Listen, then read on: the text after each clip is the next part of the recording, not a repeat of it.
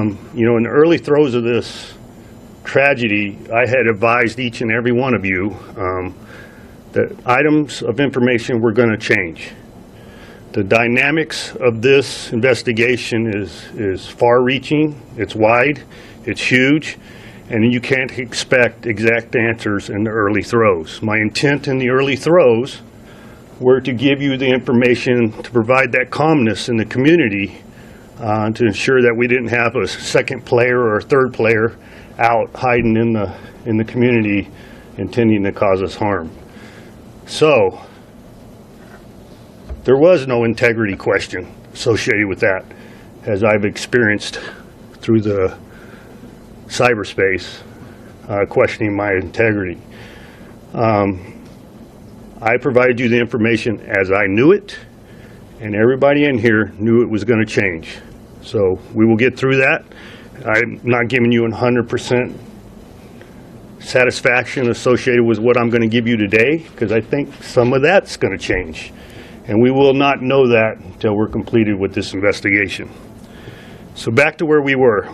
I think it's important for the community of Clark County to realize we use 17 separate medical facilities to accommodate the injuries associated with this event. And that speaks volumes for the medical community here in Las Vegas, in Clark County. And it seems to be lost in the narrative associated with this, that it was strictly a public safety, fire, and police event. No, it was including the medical community. And I think it's important for me to give them their due respect.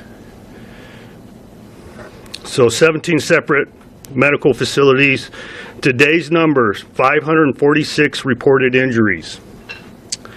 501 of those have been discharged.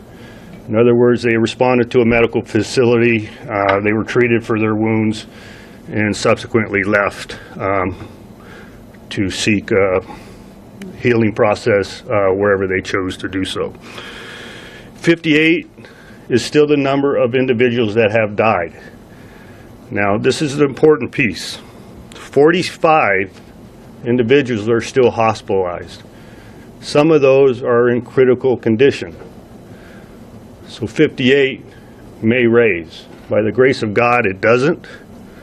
And we shall continue to move forward. The medical profession will provide all the medical care necessary, but sometimes it's people meet their demise outside of our control. So I'm hoping that number does not raise, but today's number is 58. The fuel tanks. I'm going to read this narrative so my words do not get changed, but I want to provide you some information in reference to the fuel tanks. It is believed the fuel tanks were fired upon with intent. McCarran's leaders have safety protocols in place which they re-examine following any safety-related incident. The leaders have already contacted experts in fuel storage out of the abundance of caution. I am more than confident that they will immediately implement any changes or security augmentations if they are so advised. I have been advised there is a very low probability that aviation fuel could be ignited by gunfire, and the tanks are outfitted for continual release of vapors. So that is the situation of the fuel tanks. Any future information that needs to be provided, reference that, will be provided by the Public Information Office out of McCarran Airport. The dates of the 25th versus the 28th. This was not breaking news, no matter who believed it to be so in this form. We were aware of the discrepancy of the 28th versus the 25th in the early parts of this investigation. What we weren't aware of is why the date of the 28th was utilized in the early portion of this, as I was provided this information as part of the person registered in the suspect's room. We have come to learn the suspect did occupy the room on the 25th, and the situation on how the room was compensated or paid for had changed, and the name as part of the registration had changed on the 28th to include Mary Lou Danley. So that was the confusion associated with that. No matter what the perception is, whether we were being non-transparent or we were attempting to be subversive, is false. I was acting on the information at the time I was provided it. The autopsy. Yes, there has been an autopsy performed on Mr. Paddock, or the suspect. In the early evaluation, there was no abnormalities observed visually. As a matter of practice in the forensic science, his brain has been shipped to an appropriate evaluation facility in order to take a microscopic evaluation of the brain. So the initial report that there was no abnormalities was a visual inspection of his brain. So it's yet to be known whether there is any abnormalities to be presented at a later date. Now the timeline. Unfortunately, a great deal of my investigators' time has been preoccupied on this timeline. In the public space, the word incompetence has been brought forward, and I am absolutely offended with that characterization. This is a very dynamic event, very big event. Thousands of people involved, humans involved in documentation, and every venue of information involved in this investigation. So, the information was obtained via security logs, Officer Campos himself, body-worn cameras, hotel cameras, lock interrogation, my dispatch, LVMPD dispatch, hotel and private cameras, and interviews. So imagine bringing it all together to ensure that we are drawing an accurate picture. So I'll provide you a little more information on that. I still stand by the time of 21:59, 9:59. It's important that you continue to listen to me. 9:59 is important. It wasn't inaccurate when I provided to you. The circumstances associated with it is inaccurate. Okay? I am very well aware of the MGM statement provided yesterday. I agree with their statement. I'm not in conflict with their statement. But here's what I will tell you. We were provided the time of 21:59 as a human entry into a security log. Through investigation, we have determined that Mr. Campos had encountered the barricaded door adjacent to the suspect's door at approximately 21:59. In his attempt to gain entry to the 32nd floor, he required him to ascend to another level and eventually make access to the 32nd floor. He went to the doorway that he was dispatched to originally to address the open doorway. He mitigated that situation and subsequently received fire from the suspect. When you culminate that timeline associated from the initial 21:59 to the 22:05 timeline that we are still stand by as the initial volley of fire, Mr. Campos received his wounds in close proximity to 22:05. He attempted to relay that information via his radio, and it was confirmed because he also relayed that information via his cell phone. So the timeline associated to both of those sources have been verified. 22:05, the number that was provided earlier referenced the the majority of fire upon our community. We still stand by that time, and that was done by the combination of different sources that I listed for you earlier. 22:17, 12 minutes. That is when our officers first arrived on the 32nd floor. 12 minutes. You are very well aware the suspect fired at approximately 10 minutes. Upon our arrival on the 32nd floor, the firing had ceased.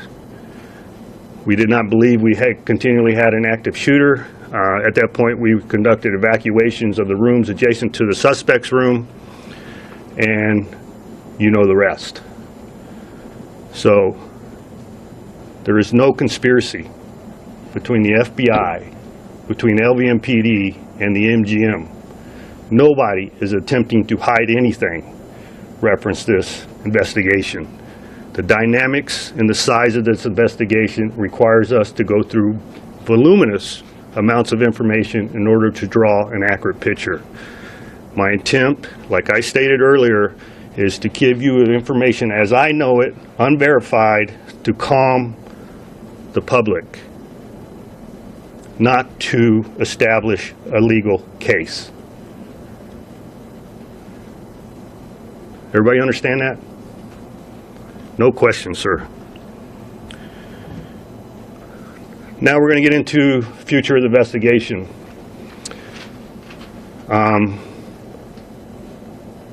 I don't want to put a percentage of responsibility associated with this investigation because it would not make sense, but I'm here to tell you we are standing hand in hand with the FBI in the continuance of this investigation, in the beginning throes of it and in the continuance of it.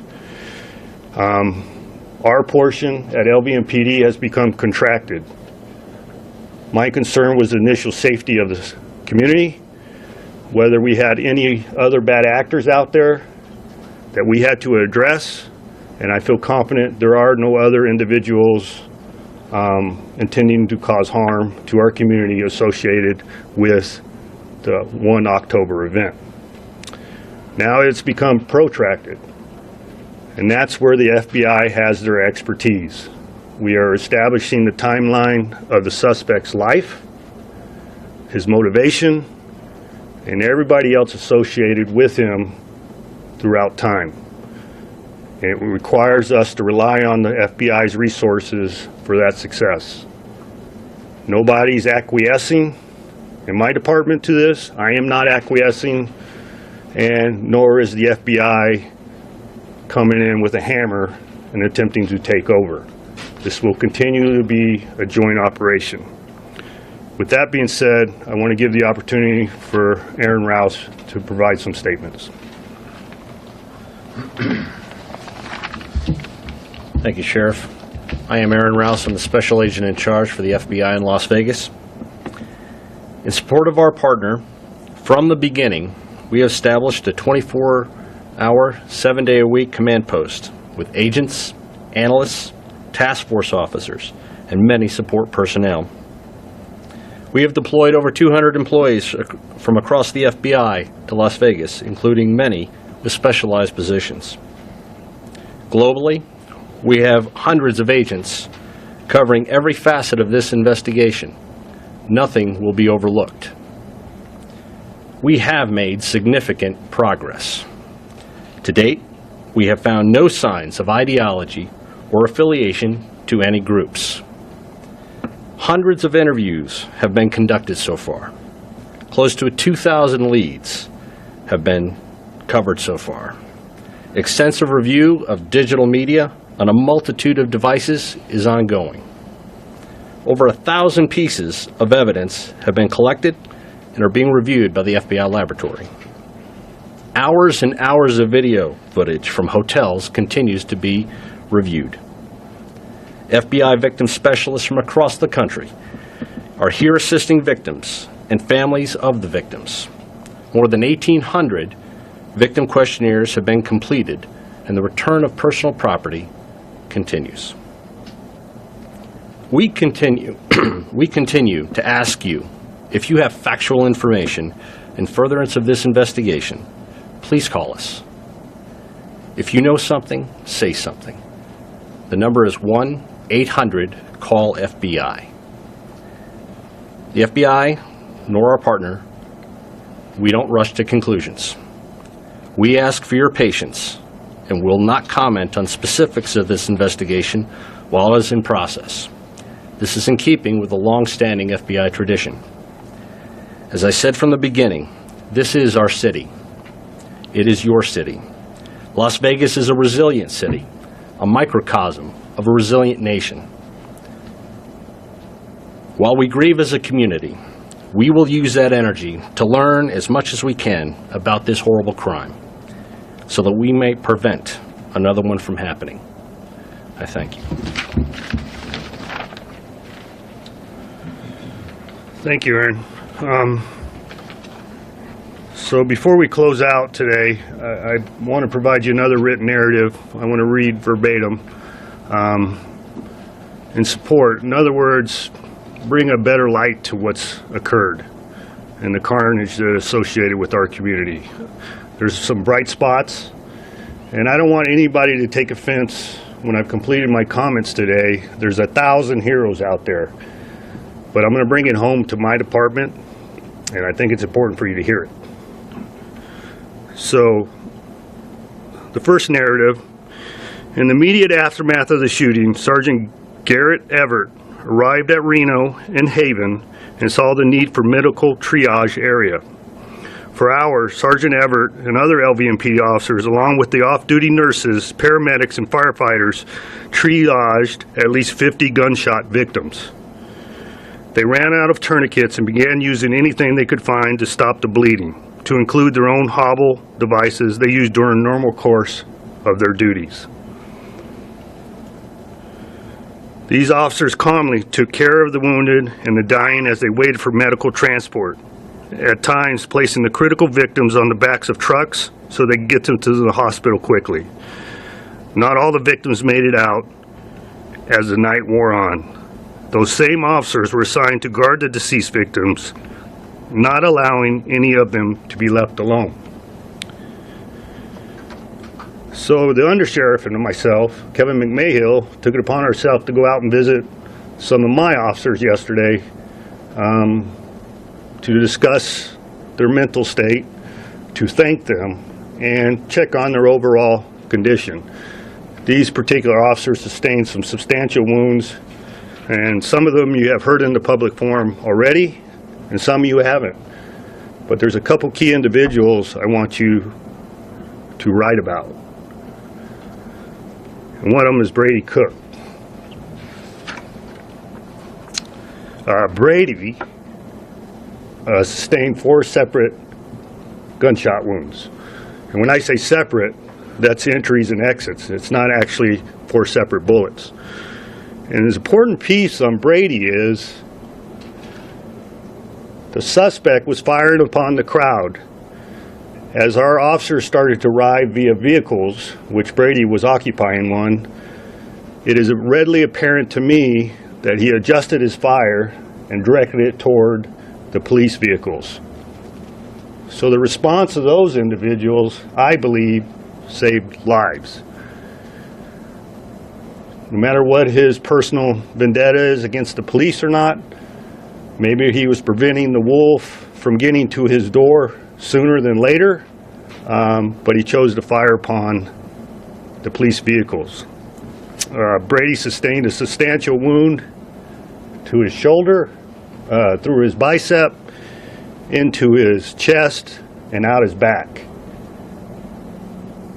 And the reason why I bring this one up, he asked me if he could go back to work today.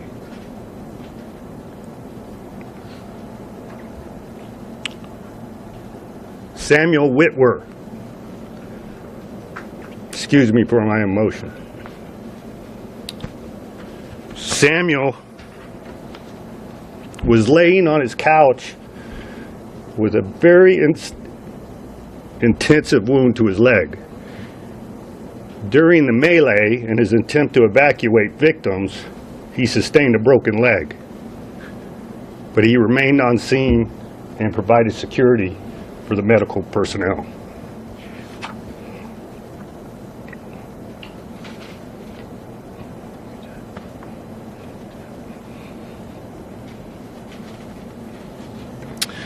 So at this point, I want to thank the community. I want to thank you for letting me be your sheriff and Vegas strong. Thank you. Sheriff, there's a matter of public No interest. questions. What time did MGM call police? You guys still haven't laid that If out. the officers were there on the scene, why did No it take them questions. 12 minutes to get upstairs, sir?